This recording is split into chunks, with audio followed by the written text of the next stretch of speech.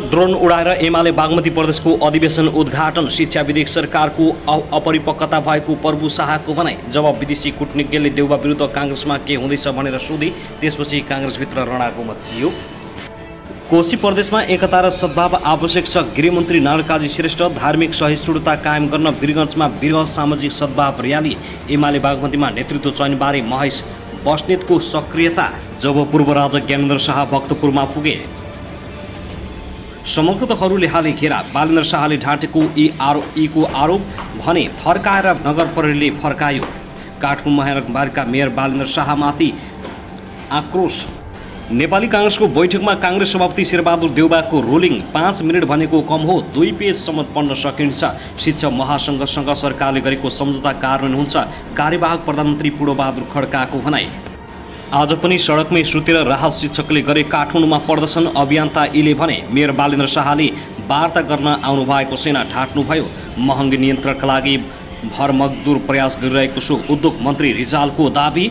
नेपाल र चीनबीच 12 बुँदे सम्झौता। राष्ट्रपति रामचन्द्र पौडेलद्वारा जानकी मन्दिरको दर्शन। सांसद शाहीलाई प्रश्न, दरबार हत्याकाण्ड छानबिनबारे किन बोल्नु हुँदैन?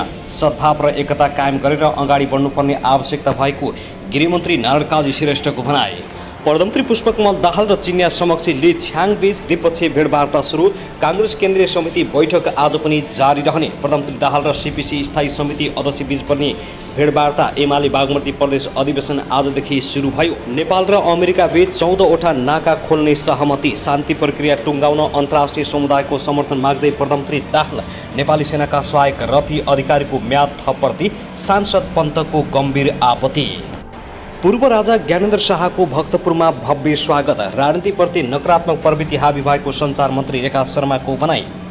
जातको आधारमा भोट हाल्ने चलन हट्नु राम्रो हो, काङ्ग्रेस सभापति शेरबहादुर देउबा। पर्याप्त गृह कार्य नगरी शिक्षा विधेयक ल्याइएको शिक्षकहरूको टिप्पणी। आन्दोलन र शिक्षक भन्छन् महासङ्घको धोका मान्दैनौँ, आन्दोलन रोक्दैनौँ। उपभोक्ताको चुलोमा कोसी ग्यासको सिलिन्डर मृत्यु। सल्यानमा जीव दुर्घटना हुँदा 2 जनाको मृत्यु, 3 जना घाइते। र पूर्व राजा ज्ञानेन्द्र शाहको भक्तपुरमा इन्ट्रीले राजनीतिक दलहरू तर्सिए। 1 वर्षभित्रमै राज संस्था फर्काउने राप्रपाको घोषणा। के सम्भव होला यसबारेमा सम्पूर्ण जानकारी आजकै समाचारमा। विद्युत नपुगेका गण्डकीका साथै स्थानीय तहमा सौर्य ऊर्जा। सुन तस्करी गर्न 7 कम्पनी खडा। 14 जनाको नाममा देखियो ब्याङ्कमा रकम। आखिर को हुने यसबारेमा पनि सम्पूर्ण जानकारी आजकै समाचारमा।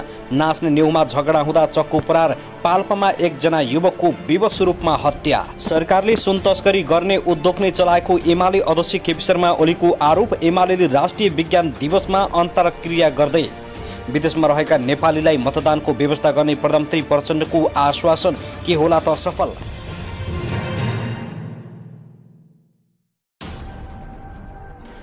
दर्शकबिन नमस्कार। युट्युब च्यानल नेपाली खबर मिडियामा तपाईहरूलाई हार्दिक स्वागत छ। यदि हाम्रो च्यानललाई अहिलेसम्म सब्स्क्राइब गर्नुभएको छैन भने सब्स्क्राइब गरी नजिक रहेको बेल आइकन दबाई हामीसँग जोडिनुहोला। दर्शकबिन सदा झैं आज पनि हामी तपाईहरुमाझ देशभरका विभिन्न समाचारका साथ उपस्थित भइसकेका छौं। यो भिडियोलाई अन्तिमसम्म हेर्नुहोला, साथै कहाँदै हेर्दै हुनुहुन्छ, के भन्न चाहनुहुन्छ तपाईको मनमा लागेको प्रतिक्रिया कमेन्ट बक्समा छोड्न नभुल्नुहोला। दर्शकबिन के तपाई हाम्रो च्यानलमा नियमित श्रोता हुनुहुन्छ? यदि नियमित हुनुहुन्छ भने तल कमेन्ट बक्समा नियमित अथवा रेगुलर लेख्नुहोस्। नयाँ हुनुहुन्छ भने सब्स्क्राइब गर्न नभुल्नुहोस्, ताकि नयाँ अपडेटका साथ हामी तपाईहरुमाझ दैनिक रूपमा उपस्थित हुने गर्दछौं। हाम्रा समाचार अपडेटहरू तपाईहरूलाई के कस्तो लागिरहेका छन्, जस्तो लाग्छन् त्यस्तै प्रतिक्रिया छोड्न नभुल्नुहोला। सबै समाचारहरू उत्तिकै महत्त्वपूर्ण छन्। त्यसैगरी आज पनि 30 विशेषका समाचारहरू पनि उत्तिकै महत्त्वपूर्ण लिएर आएका छौं। साथै तीज लागिसके घटनाहरू भइरहेका छन्, मानिसहरूको विवश रूपमा हत्या भइरहेको छ, कहाँ के कति क्षति भयो यस बारेमा पनि सम्पूर्ण जानकारी दिनेछौँ। भने प्रधानमन्त्री पुष्पकमल दाहाल प्रचण्ड अमेरिका गएर यस्तो अभिव्यक्ति दिएका छन्, जुन अभिव्यक्तिले सामाजिक सञ्जालभरि उनको आलोचना भएको छ। यस बारेमा पनि जानकारी दिनेछौँ। हामीसँगै रहनुहोला, अन्तिमसम्म हेर्नुहोला।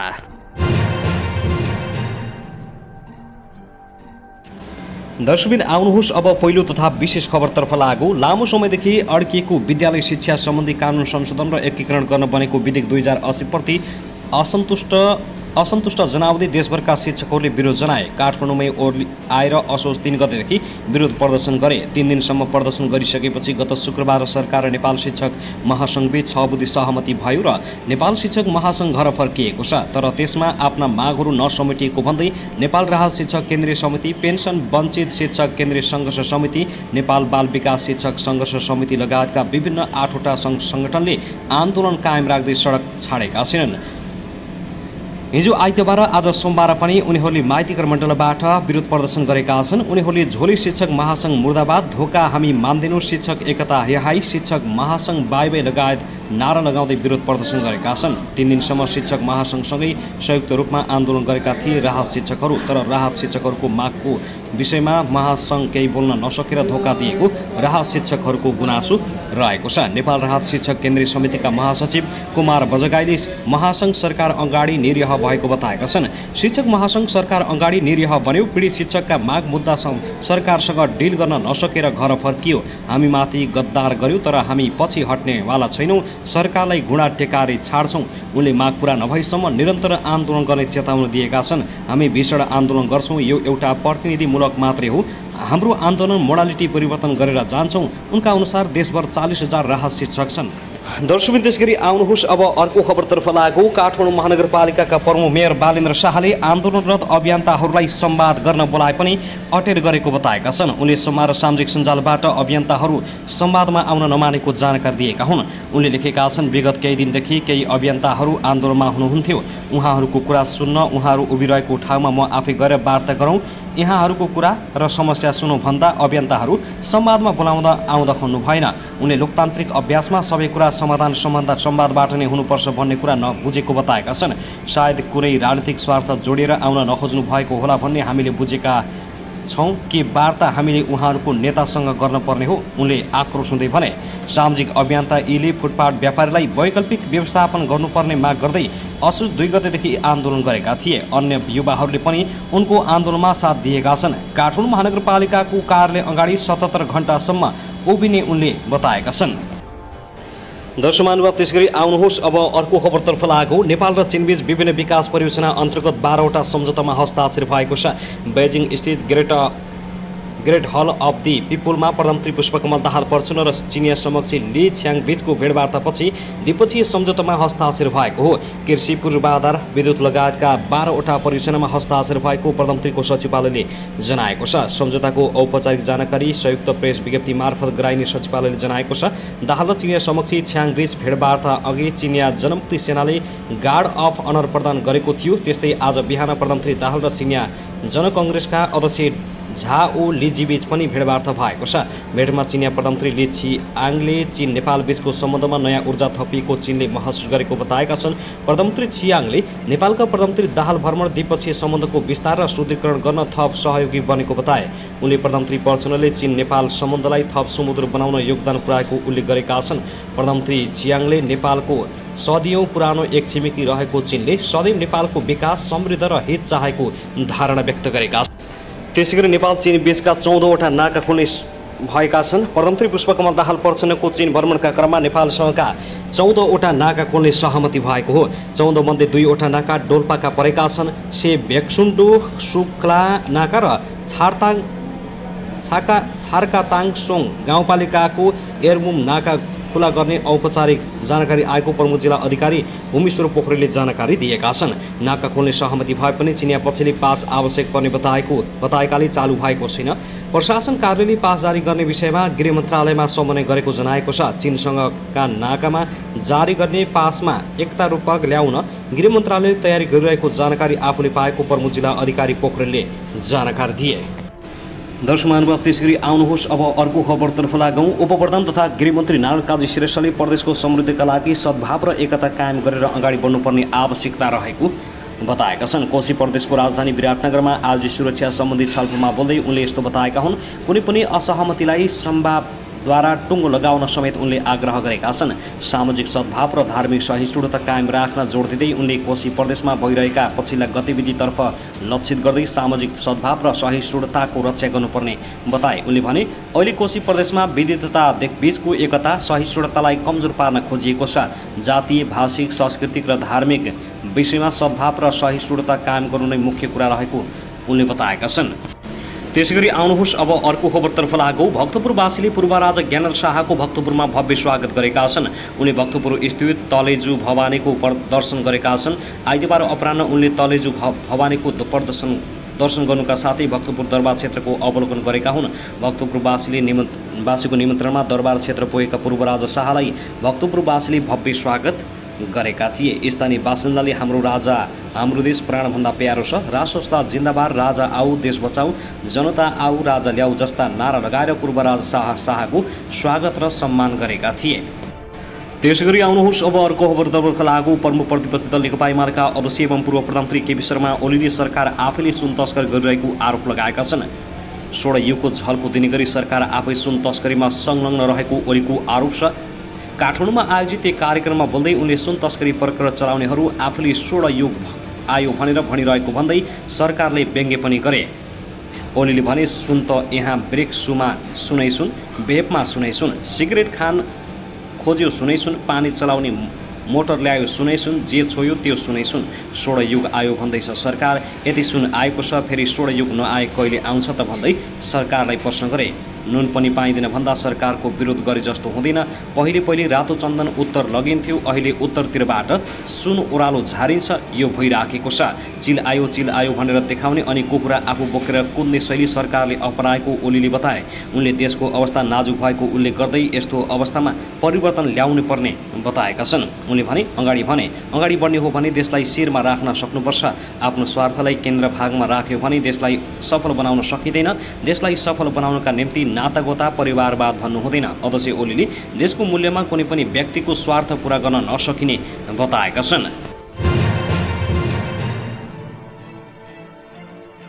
दर्शकवृन्द, त्यसैगरी आउनुहोस् अब अर्को खबरतर्फ लागौँ। नेपाली काङ्ग्रेसका महामन्त्री विश्वप्रकाश शर्माले समय चेत बुझ्न र हाँक्न सक्ने व्यक्ति मात्रै अबको पार्टी सभापति र प्रधानमन्त्री बन्न सक्ने बताएका छन्। उनले यो विषयमा अब बस्ने महासमिति बैठकले धारणा बनाउनु पर्ने समेत बताएका छन्। सो बैठकले अहिलेको पार्टी पङ्क्तिमा ऊर्जा भर्न, नागरिकको माझमा रहेको वृत्तिश्रेणा चिर्दै नवीन विश्वास जगाउन र 2082 सालमै महाधिवेशनको सुनिश्चित समेत गर्न सक्नुपर्ने उनको भनाइ छ। केन्द्रीय कार्य समिति बैठकको सम्मुखमा महामन्त्री शर्माको गुट अदल बदलका विषयमा टिप्पणी भइरहेका बेला उनले काङ्ग्रेसमा अहिले विचार समूहहरू र सिङ्गो पार्टीको विमर्शको केन्द्र भने फरक विषयहरूमा हुनुपर्ने दावी गरेका छन्। बिहिबारदेखि बस्ने काङ्ग्रेसको केन्द्रीय कार्य समिति बैठकको तयारीका विषयमा छलफल गर्न नेता शेखर कोइरालाले मङ्गलबार आफ्नो निकट नेताहरूलाई छलफलका लागि बोलाएका छन्। सो बैठकमा महामन्त्री शर्मालाई समेत निम्ताइएको थियो, तर शर्माले मङ्गलबार बिहानै सामाजिक सञ्जाल मार्फत कोइरालाले बोलाएको बैठकमा सहभागी नहुने बताएका थिए। दलहरूमा फरक विचार र विचार समूह हुनु स्वाभाविक हो, काङ्ग्रेसमा पनि छन्। यो अभ्यासलाई हार्दिक ढङ्गले लिनुपर्छ उनले लेखेका छन्। तर अहिलेको समय महासमितिबाट नीति, गति र मती उप साझा दृष्टि निर्माणको समय हो। यो क्रममा महामन्त्रीले संयोजन र सम्पादन गर्नुपर्ने जरुरी विषयहरूप्रति सजग छु र रहनेछु उनले भनेका छन्। दर्शकवृन्द, त्यसैगरी आउनुहोस् अब अर्को खबरतर्फ लागौँ। रूपन्देहीको तिलोत्तमामा 2 समूह बीच भएको झडपमा 1 जनाको मृत्यु भएको छ। सोही झडपमा परि 3 जना घाइते भएका छन्। घाइतेमध्ये 2 जनाको अवस्था गम्भीर रहेको प्रहरीले बताएको छ। इलाका प्रहरी कार्यालय बुटोलका अनुसार विभिन्न जिल्लाबाट रूपन्देहीमा आएर मजदुरी गर्दै आएका समूह बीच सोमबार राति झडप भएको हो। एक होटलमा बसी मदिरा सेवन गरिरहेका मजदुरहरूबीच सामान्य विवाद बढ्दै जाँदा झडप भएको हो। झडपमा परि भेटोडा घर भई रूपन्देहीको मङ्गलापुरमा बस्दै आएका सुरेश स्याङतानको मृत्यु भएको प्रहरीले जनाएको छ। अर्को समूहको चक्कु प्रहारबाट गम्भीर घाइते भएका स्याङतानको अस्पताल लैजाने क्रममा बाटैमा मृत्यु भएको हो। झडपका क्रममा काठमाडौँ महानगरपालिका 1 बस्ने विकास वाइवा, मकवानपुरका रातु तामाङ र मकवानपुरकै हस्तसिंह तामाङ घाइते भएका छन्। उनीहरूको भैरवा मेडिकल कलेजमा उपचार भइरहेको र 2 जनाको अवस्था गम्भीर रहेको छ। प्रहरीले 13 जनालाई नियन्त्रणमा लिएर अनुसन्धान गरिरहेको छ।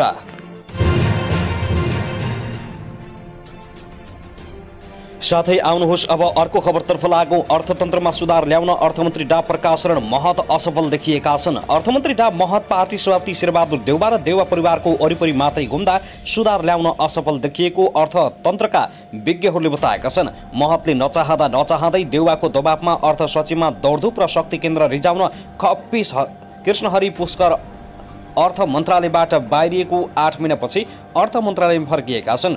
आफूले रुचाएका अर्थ सचिवबाट प्रगति आउन नसकेका बेला पुष्कर आएपछि झन समस्या बल्झिने अनुमान गरिएको छ।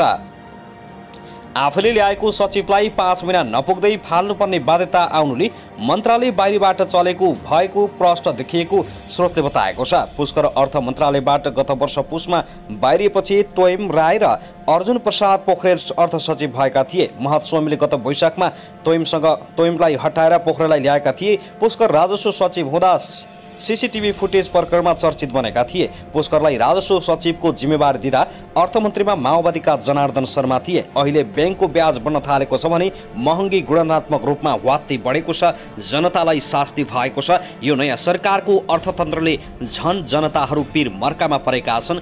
गरिबहरूले एक गाँस खान समेत सोच्नुपर्ने अवस्था आएको छ।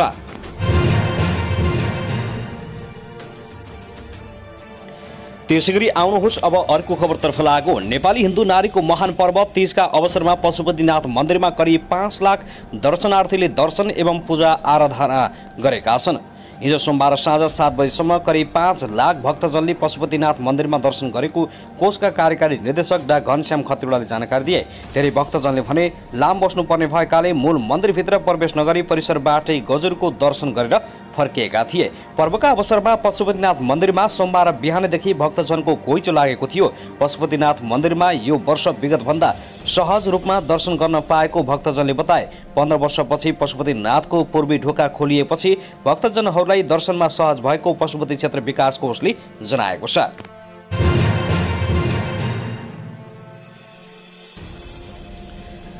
दर्शकबिन त्यसैगरी आउनुहोस् अब अर्को खबरतर्फ लागौँ। संयुक्त राष्ट्रसङ्घ युएनको 78औं महासभामा भाग लिन प्रधानमन्त्री पुष्पकमल दाहालको नेतृत्वमा नेपाली टोली यति बेला न्युयोर्कमा छ। दाहालको महासभालाई सम्बोधन गर्ने र दर्जनभन्दा बढी उच्च राजनीतिक भेटघाट गर्ने कार्यक्रम तय छ।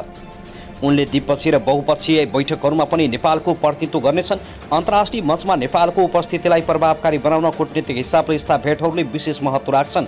बदलिँदो विश्व व्यवस्थापनका बीच यति बेला द्विपक्षीय र बहुपक्षीय कूटनीतिको पक्ष विपक्षमा बहस जारी छ। कूटनीतिक मामिलाका जानकारहरू भने नेपालले आफ्नो महत्त्वलाई दर्शाउन र एक स्वतन्त्र मुलुकको हैसियतमा उभिराख्नका लागि बहुपक्षीय कूटनीतिलाई जोड दिनुपर्ने धारणा राख्छन्। त्यसो त भूगोलमा भारत र चीनको बीचमा रहेको नेपालले विगतदेखि नै आफ्नो अस्तित्व रक्षार्थ पनि सबैभन्दा महत्त्वपूर्ण अन्तर्राष्ट्रिय हितका मामलामा जलवायु परिवर्तन, आर्थिक कूटनीतिक, आतंकवाद, मानव अधिकार, खाद्य सङ्कट, व्यापार लगायत विषयमा बहुपक्षीय रूपमा काम गर्नुपर्ने देखिएको छ।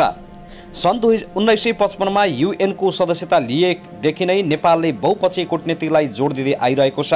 पहिलो विश्व युद्धपछि बनेको लिग अफ नेसन्समा पनि नेपाल सहभागी थियो। त्यसपछि युएन र अन्य बहुपक्षीय संस्थाहरूमा पनि नेपालले सक्रियता जनाउँदै आएको छ। नेपालले बहुपक्षीय कूटनीतिको अन्तर्गत नै युएन मातहत शान्ति स्थापनार्थ विभिन्न मुलुकमा शान्ति सेना पठाइरहेको छ। साथै युएनका विभिन्न एजेन्सीसँग मिलेर काम गरिरहेको छ। सन् 1961मा विश्व ब्याङ्क र अन्तर्राष्ट्रिय मुद्रा कोषको सदस्य बन्यो। त्यसपछि मात्र एसिया विकास ब्याङ्क र एसियन फ्रन्ट्रास्ट एभरेस्टमेन्ट ब्याङ्कको सदस्य बनेको हो। यी सबै आर्थिक सहकार्य गर्ने संस्थामा नेपालले सहकार्य गरिरहेको छ, तर नेपालले यी संस्थाबाट प्राप्त लाभ लिन भने सकिरहेको छैन।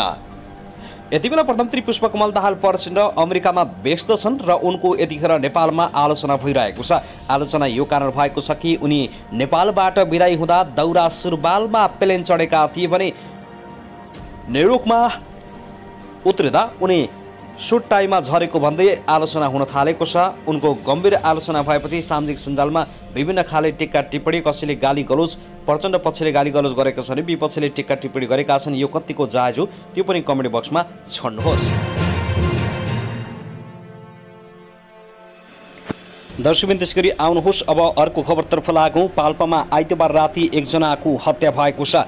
तिनाउ गाउँपालिका 2 घोण्डेबासका 24 वर्षीय सुनिल खत्रीको हत्या भएको जिल्ला प्रहरी कार्यालय पाल्पाका सूचना अधिकारी प्रहरी निरीक्षक सन्तोष चन्दले जानकारी दिए। स्थानीय एक घरमा भेला भएर तीज गीतमा नाच्ने क्रममा सामान्य झगडा हुँदा गैराती 12:30 बजे ती युवक माथि धारिलो हतियार चक्कु प्रहार भएको थियो। गम्भीर घाइते खत्रीलाई उपचारका लागि रूपन्देहीको बुटोल स्थित लुम्बिनी प्रादेशिक अस्पतालमा लैजाँदा राति पाउने 2 बजे चिकित्सकले मृत घोषणा गरेका थिए।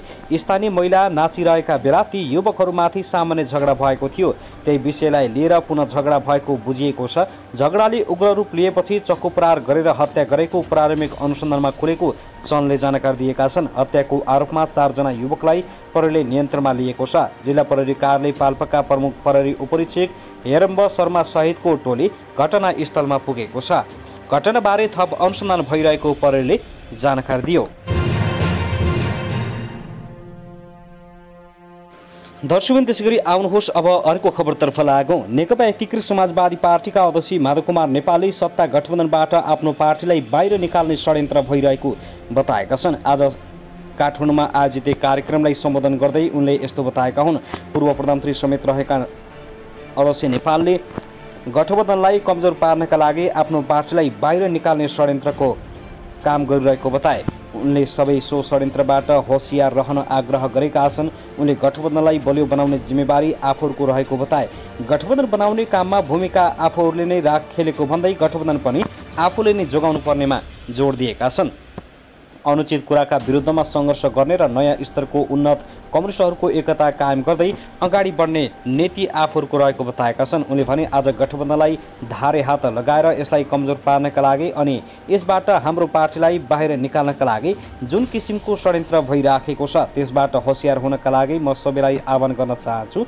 त्यसैले गठबन्धनलाई बलियो बनाउने हाम्रो जिम्मेवारी हो। अध्यक्ष नेपालले व्याख्यात्मक घोषणाको रूपमा एमसीसी पास नगरेको भए नेपालको हात तल पर्ने, नेपालको स्वाभिमानले नतमस्तक हुनुपर्ने स्थिति आउने दावी गरे। उनले व्याख्यात्मक घोषणापछि मात्रै पास गर्नाले विदेशीको गुलाम बन्नु नपरेको बताएका छन्। उनले एमसीसीको घोर विरोध गरेको कारण काम वाही पाउने भए मजदुर किसान पार्टी र मोहन विक्रम सिंहको पार्टीले 100 सिट कटाउने बताएका छन्। अध्यक्ष नेपालले एमसीसीको विरोध गर्न लगाएर आफ्नो पार्टीलाई सरकारबाट फाल्ने कुचेष्टा भएको आरोप लगाएका छन्। त्यसैगरी आउनुहोस् अब अर्को खबरतर्फ लागौं। प्रमुख प्रतिपक्षी दल नेकपा एमालेका अध्यक्ष एवं पूर्व प्रधानमन्त्री केपी शर्मा ओलीले सरकारले सुन तस्करी गर्ने उद्योग नै चलाएको आरोप लगाएका छन्। आफूमाथि पशुपतिमा सुनको भनेर पित्तलको जलहरी चढाएको आरोप लगाएर सरकारले एयरपोर्टबाट क्विन्टलका क्विन्टल सुन तस्करी गरेको ओलीको भनाइ छ। पार्टी केन्द्रीय कार्यालय च्यासलमा आयोजित बढ्दो महँगी र उपभोक्ता हित विषयक विचार गोष्ठीमा बोल्दै उनले सरकारले चिलतिर औलो देखाएर कुखुरा उडाएको शैलीमा क्विन्टलका क्विन्टल सुन तस्करी गरेको बताएका छन्। अध्यक्ष ओलीले माओवादी नेता कृष्णबहादुर महराका बाबु छोराप्रति सङ्केत गर्दै 9.5 केजी सुन तस्करी गर्नेलाई बचाउन 294 पटक फोन सम्पर्क गर्नेलाई सरकारले केही पनि नगरेकोमा आक्रोश व्यक्त गरेका छन्। वर्तमान सरकार उपभोक्तामाथि संस्थागत रूपमै गैर जिम्मेवार रहेको भन्दै ओलीले उपभोक्ताको हित संरक्षण गर्ने कर्तव्य च्युत नहुन हुने सचेत गराएका छन्। साथै नेकपा एमाले राष्ट्रिय विज्ञान दिवसका अवसरमा अन्तर्क्रिया कार्यक्रम गर्ने भएको छ। एमाले विज्ञान तथा प्रविधि विभागले राष्ट्रिय विज्ञान दिवसका अवसरमा अन्तर्क्रिया कार्यक्रम गर्न लागेको हो। केन्द्रीय पार्टी कार्यालयमा हुने सो कार्यक्रममा अध्यक्ष केपी शर्मा ओलीले सम्बोधन गर्नेछन्। राष्ट्रिय 11औं विज्ञान दिवस 2080 मा मनाइँदैछ। दिवसका लागि विज्ञान साक्षरता र उद्यमशीलता सबल अर्थतन्त्रको आधारशिला भन्ने नारा तय गरिएको छ। त्यसैगरी आउनुहोस् अब अर्को खबरतर्फ लागौं। प्रधानमन्त्री पुष्पकमल दाहाल प्रचण्डले विदेशमा रहेका नेपालीलाई मतदानको व्यवस्था गरिने बताएका छन्। संयुक्त राष्ट्रसङ्घको 78औं महासभामा सहभागी हुन अमेरिकामा रहेका उनले त्यहाँ स्थित नेपाली सञ्चारकर्मीसँग भएको भेटमा नेपाली नागरिकलाई मतदानको अधिकारबाट वञ्चित हुन नदिने जनाएका हुन्। उनले विदेशमा रहेका नेपाली नागरिकलाई मतदानको व्यवस्था मिलाउन निर्वाचन आयोगलाई निर्देशन दिइसकेको जानकारी दिए। प्रधानमन्त्री दाहालले भ्रष्टाचार नियन्त्रण र सुशासनका लागि जस्तो सुकै कदम चाल्न पनि सरकार पछाडि नहट्ने बताएका छन्। सरकारले गरेका राम्रा र सकारात्मक कुरालाई भन्दा पनि कसरी बदनाम गर्न सकिन्छ भन्ने गिरोह सक्रिय रहेको उनको भनाइ छ। साथै आउनुहोस् अब अर्को खबरतर्फ लागौं। प्रधानमन्त्री पुष्पकमल दाहाल र संयुक्त राष्ट्रसङ्घका महासचिव एन्टोनियो गुटेरेस बीच भेटवार्ता भएको छ। राष्ट्रसङ्घको 78औं महासभामा भाग लिन न्युयोर्क पुगेका दाहाल र गुटेरेस बीच राष्ट्रसङ्घको कार्यालयमा भएको भेटमा गुटेरेसले नेपालको शान्ति प्रक्रियाबारे चासो राखेका थिए। त्यस्तै शान्ति सेना, जलवायु परिवर्तन र दिगो विकास लगायतका विषयमा पनि छलफल भएको थियो। प्रधानमन्त्री दाहालले नेपाल र संयुक्त राष्ट्रसङ्घ बीचको सहकार्यलाई थप सुदृढ गर्न 2 जना सहमत भएको बताएका छन्। प्रधानमन्त्री दाहाल आइतबार न्युरोप पुगेका छन्। दाहालले आगामी असोज 4 गते महासभालाई सम्बोधन गर्ने कार्यक्रम रहेको छ। त्यस्तै परराष्ट्र मन्त्री एनपी साउथ र राजनीति तथा शान्ति स्थापना मामिलाका लागि राष्ट्रसङ्घीय उपमहासचिव रोजम्यारी डी कार्लो बीच पनि भेटवार्ता भएको छ। आइतबार भएको भेटमा उनीहरूबीच विश्व शान्ति र सुरक्षाका बारेमा छलफल भएको राष्ट्रसङ्घका लागि नेपाली नियोगले जनाएको छ। साथै शान्ति स्थापनाका लागि खेल्नुपर्ने विभिन्न मुद्दाहरूमा पनि छलफल भएको बताइएको छ।